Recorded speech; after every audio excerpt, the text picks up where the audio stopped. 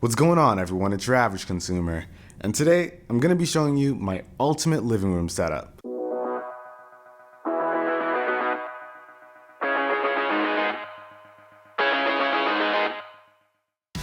And alright guys, let's start this off by talking about the center of the living room, the TV.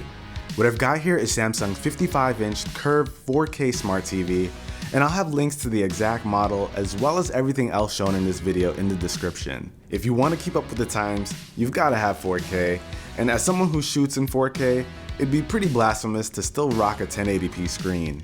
Ari and I have used Samsung televisions in the past, and we've been really happy with the picture quality, so we went with them again this time around, and we weren't disappointed. The picture quality is great, and when watching 4K content, you'd be amazed at how much detail there is. And since this is also a smart TV, you get access to the Smart Hub and a ton of apps from Hulu Plus to Netflix and tons more.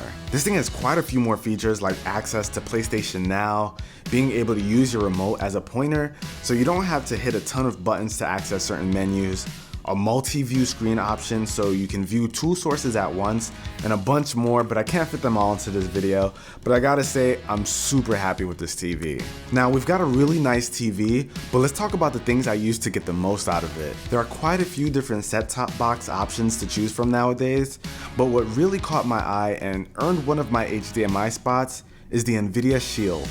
The Shield is running Google's Android TV software with some nice bonuses, of course, from Nvidia. Now, the first thing that separates this from the others for me is being able to stream 4K content to my 4K television. Surprisingly enough, you can find 4K content on Netflix and of course here on YouTube. Since it is running Android TV, you get access to all Google Play services, and you also get voice integration through the built-in mic on the controller and remotes. This is awesome for searching and pulling up info.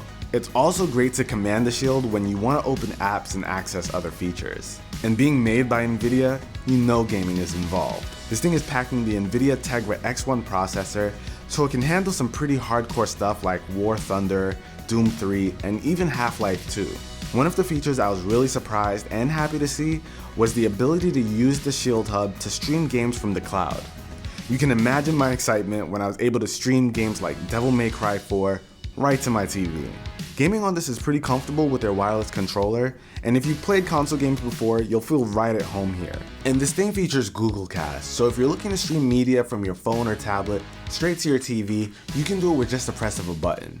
Since you guys know I'm pretty big on gaming, I had to include all the current gen consoles, from the PS4 to the Wii U, and of course the Xbox One.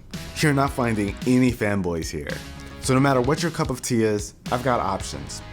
I love options. Now, I'm a pretty huge Sony fan and I love my PS4, but I have to admit, the Xbox One Connect is a massive part of this setup.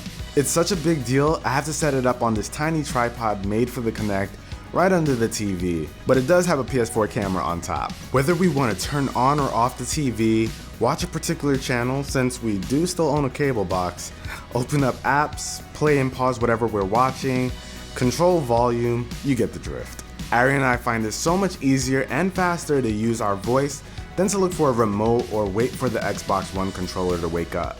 I know people are scared of the Kinect or think it's useless, but I think Microsoft was really onto something with this thing, and it absolutely changed the way we use our television. Now that you've got a solid rundown of my TV and how I use it, it'd be nothing, well, not nothing, but it wouldn't be as impressive without some amazing sound to go with it. So I've got a pretty solid home theater system set up to give me some exquisite surround sound. I went with full Sonos gear, including the play bar for frontal audio, as well as two Sonos Play 1s on each side of my couch, and the Sonos sub for some deep bass. I've had surround sound speakers hooked up to my iMac for a few years, but I've gotta say, using this is quite a different experience. You get some crazy rich audio with some thunderous bass, and it really is called a home theater system for a reason.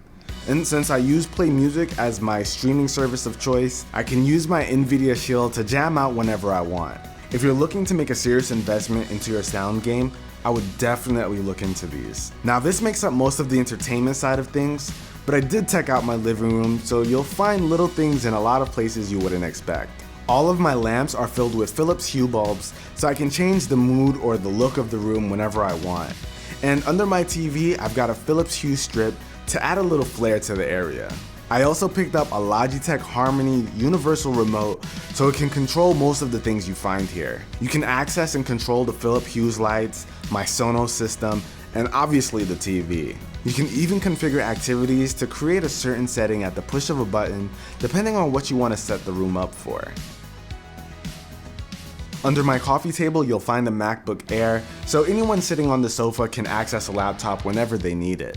You can also find a pair of V-Moda M100 headphones with their boom mic under my lamp in case you want to talk in a party chat while playing one of the systems, or simply use it to listen to TV audio without disrupting anyone else. I make Ari use those all the time when I'm recording.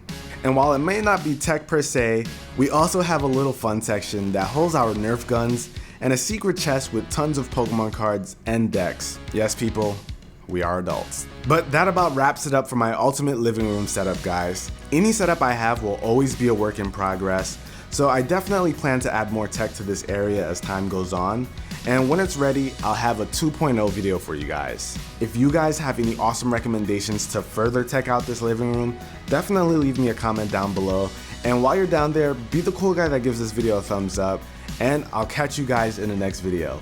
Till then, as your average consumer, peace.